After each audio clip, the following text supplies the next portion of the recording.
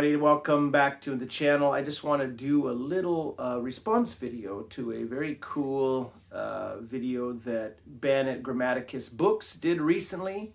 I believe last week he did a video about his top 10 covers, and Richard at Vintage SF did a follow-up video which was also very cool, and Ben and Richard both were inviting other people, other booktubers, to jump in and join in and show their own favorite book covers. And I know David at Garage Geek recently did one of his own, at least for his vintage paperbacks. He might do one for hardbacks or other trade paperbacks or whatever. I'm gonna just stick to overall collection. Now again, Ben stipulated in his original video, which I'll link to below, he stipulated two rules which are very reasonable. One of the rules is you can only choose one book for each artist. For one individual artist only gets one entry. Otherwise, like Ben said, maybe some great artists like Frank Frazetta would get all 10 spots. And that would possibly be the case for me as well, or at least a good half of them. So instead we have to cherry pick one book, and it has to be in our collection. That's the second stipulation. It must be in our physical collection, not ebooks, or in my case, I have several other books back home in storage. Those don't count. They have to be right here that I own, and that I don't own all of the best representations of some of these artists' work that I will name, but close enough. Anyway, after that rambling opening, I came up with a list of 10. But first I want to mention, I guess, a runner-up. I would have included this one probably in my top 10, but alas, I can't find the artist. Sometimes that's a problem. Some books don't have an artist credited, and that's one of these Little Brown Company Mr. Moto novels. This is Last Laugh, Mr. Moto.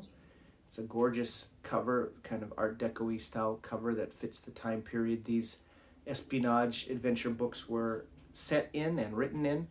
But alas, this is from the 80s, I believe, 86 or something, but I don't have it doesn't give any credit for the artist, so I can't include it. But I was able to find out who did the art on this, and this is the Ace pocket size or rack size stubby, Ace stubby, as Jake at Pulp Mortem would say, cover of Crashing Suns by Edmund Hamilton. And I just love this cover. This just screams pulp science fiction. It's just very cool. You gotta love the little weird round alien there. There are other ones that would be contenders, other great pulp science fiction covers. I don't have enough of them here to really include. So the cover artist for this one is Ed Vallegursky. Now I don't know a lot about Ed Vallegursky. I'm assuming he did a lot of pulp covers or pulp paintings, or that era anyway. Now this was published in 1965, so a little past the pulp era, but pulp science fiction getting a lot of paperback editions at that time, and this is a fantastic cover. So I love Darrell K Sweet. I have many great Darrell K Sweet covers. This is probably my favorite of the ones that I have in my collection now, and this is his cover for Anne McCaffrey's Dinosaur Planet. He got a cool dinosaur back there, and part of the interesting group of characters on this expedition to the dinosaur planet. One of the female characters there in the front carrying I'm guessing it's an Eohippus, one of those mini horse creatures. Anyway, very cool cover. I always love Darrell K Sweet's style of art. He's got a very distinctive style, as all of these artists that I will show do. But definitely Darrell K Sweet is someone I've been aware of for a long, long time. Ditto, Frank Frazetta. Now I have a lot of really great Frazetta covers. There's a lot of books I have that I don't have with me that have some of his fantastic covers. The Any of the Kane series by Carl Edward Wagner has fantastic covers by him.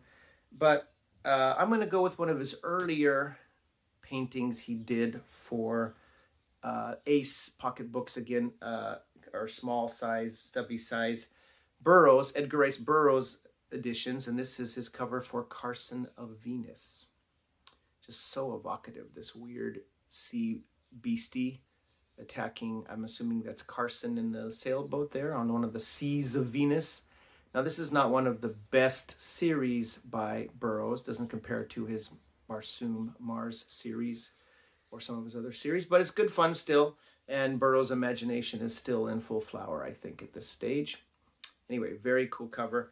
Frazetta did so many fantastic covers. Like Ben said, you could make a top 50 list of Frazetta's covers, but that's the one I chose because it's a little bit different, and still very cool. And now, sticking with Burroughs for a while, Burroughs' work, I'm a big fan, and he has so many great covers. And another fantastic cover artist for science fiction, fantasy, and this kind of sword and planetary romance books is Michael Whelan. And I absolutely love his cover, his wraparound cover, stupid ISBN taking up some space that it shouldn't, of The Gods of Mars, the second in this series. Now, I love all of Whelan's covers for these Valentine editions of the Mars books. Princess of Mars is also fantastic, but I'd have to go with, The Gods of Mars. You got some really cool fighting action there, although you don't have the lovely Deja Thoris on that one. So it's a toss-up between those two, but I'll give the slight edge to Princess of Mars. Again, why do they put a huge... I mean, I know why they have to have an ISBN, but come on. You're covering some great art. There's some Tharks in the back there, just, and you're just blocking it up. Dorks. Anyway, it's a toss-up between those two, and also, his cover for Thuvia, Maid of Mars is fantastic. And the Warlord of Mars, of course, with its giant fly or dragonfly on the back. Again, I can't cheat with too many of those, so I'm just going to give it to the Gods of Mars. But there's tons of awesome Whelan art out there. Okay, still in the Burroughs vein, talking about a couple Tarzan covers. We have two great Tarzan cover artists, Neal Adams and Boris Vallejo. This is my favorite of what I have here of the Neal Adams covers, The Beasts of Tarzan.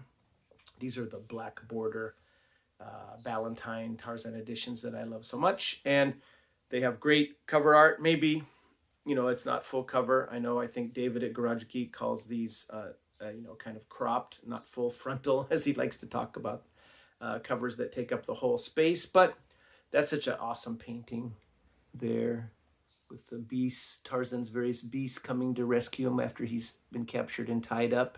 And you can see the feral look in Tarzan's eyes. He's getting ready to break some necks and break some backs and break some limbs. He's quite a fearsome fighter.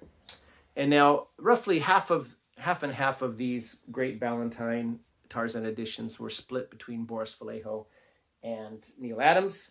And this is arguably my favorite of the Boris Vallejo covers, Tarzan and the Forbidden City. Now, again, this is not one of the better Tarzan books, but I just love that cover. Look at that awesome cover. Vallejo is so great at, I know he does a lot of painting from models, and I'm not sure if he did in this one or not. I'm guessing he did, but still, look at that giant eel. There's no model for that giant eel. That's him and his imagination. That's fantastic. Or a giant eel snake monster, whatever that is that Tarzan's fighting. That is just a splendiferous cover. Love it. Okay, now I tried to pick a Western. I want to kind of split between some of the different genres here. And I have a lot of cool Louis L'Amour books with great titles. Some of them, though, don't credit the artist. And this one is credited, though. And this is Tom Hall. And it's not sharp as I like, but it's got this really cool muted color palette. It's just very cool. This is The Quick and the Dead. Now, some of you might be familiar with the Sam Elliott, Kate Capshaw movie adaptation that was done, I believe, for Showtime or HBO way back in the 80s. But this is, a earlier Bantam edition. And I just think that cover is so evocative. Many of these Bantam Louis L'Amour paperbacks from the 70s and 80s have fantastic covers, very evocative. I like that one a lot. But, you'd be pretty hard pressed to find a too bad of a Western cover for most of those vintage 60s, 70s and 80s paperbacks. Now, I wanted to get Robert McGinnis in here. I love Robert McGinnis, and he did a lot of cool covers for, kind of crime and PI and spy fiction. But probably my favorite of his covers that I have with me here is his cover, which is also the poster, the movie poster for Thunderball. Isn't that an awesome cover? Thunderball. The back has a picture from the, a photo from the movie. But McGinnis was especially great at depicting the female figure, female form. Always has usually sexy ladies in repose on the cover, and maybe the detective or some, hero, in this case, James Bond, Sean Connery's James Bond, posing with women draped around him. Very cool cover. This is a, I believe, Signet. Yeah, this is a Signet edition. Another couple of pulp books. Again, you can see the pulp frame of mind that I am usually in, but I love these covers for pulp novels. And we have one from Joe Steranko. Now, I could have picked any one of his covers for the Shadow books, the paperbacks that were put out by Pyramid or Jove. So if I wanted to cheat with Steranko, I could have just, I was torn between this one, one of his book covers for the great Eric John Stark series that Lee Brackett wrote in the 60s. This is the Reavers of Skaith.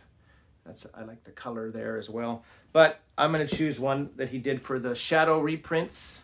And this one is Fingers of Death. I love the blue color palette, the kind of aquamarine or a turquoise color palette that matches her dress. And Steranko just knows how to capture the shadow so well with his big hook nose, slouch hat pulled low, and his twin 45s blasting at enemies. I could have chosen any one of the Shadow covers he did, but this one I think is pretty damn cool. Love Steranko.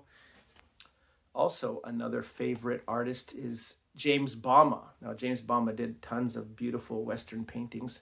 I don't have any, sadly, with me here, but I do have a ton of his Doc Savage covers for the Bantam reissues from the 60s up through the 80s. And it's really hard to choose these. I did a video a while back, quite a while ago on my channel. I did a video on my 25 favorite Doc Savage covers for the Bantam series. And I could have chosen any one of those, really. But instead, I'll choose, to have to pick one for this video, I'll choose this one, the Feathered Octopus. This great Bama art of, again, his depiction of bulky Doc Savage with his tight skull cap. And here's an octopus coming in to attack him. Now, there is, unlike Brand of the Werewolf, which has a werewolf on the cover but not in the book, there is a big octopus that Doc has to fight in this book. This is a pretty fun novel. Unfortunately, that fight with the octopus is all over in about a paragraph. So not like some of his other fights like he has with the polar bear and the polar treasure. But love Doc Savage, love these Bantam editions, and love the design of the, look at that great way they changed the design of Doc Savage, the logo and the kind of swirly way they do it. And just the color palette is perfect, and that cover illustration is great. Okay. And then I have one trade paperback I'm going to show. It's not unlike Bama or Frazetta or Whelan or Darrell K or Steranko, he's not an artist. This is not an artist that I know a lot about or that's been a long time favorite, but I do love this cover. This is by Rafael de Soto, and this is the cover for Otto Penzler's The Big Book of Adventure Stories. Now, unfortunately, there's a lot of text covering this great cover, but this is a kind of typical men's adventure style cover, and this is a fantastic collection of stories, of adventure stories from the 1800s up into the I guess mid to late 20th century, 1900s. But isn't that cover cool? We got some women ready to either attack. It looks like attack. Or they're fighting over this sailor who kind of got in the wrong place at the wrong time, and then his buddy is up there with captured with giant pumas ready to attack, or black panthers, and some kind of a god totem up and above there that maybe they're going to sacrifice them to. Anyway, very evocative cover, like any number of great men's adventure magazine covers. Now, what they took this cover from, I'm not 100% sure, but I'm sure it was from some pulp or some kind of pulp or men's adventure magazine cover. They don't even give an artist credit, but I've been able to research and find that is Rafael de Soto. So those are my 10. Put a little extra kind of filtered in there, but as kind of backups. But I'm sure, next week I could choose another 10.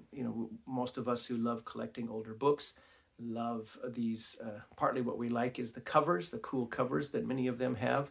There are several others I could have chosen. But that's it for me today for what I chose. What about you? Anyone else want to jump in this and choose your top 10 covers that you would like to share? In kind of response to Ben at Grammaticus Books. Really cool idea for a video. Thanks, Ben. And I hope you guys enjoyed some of these covers. We'll talk to you in the next video. Thanks a bunch.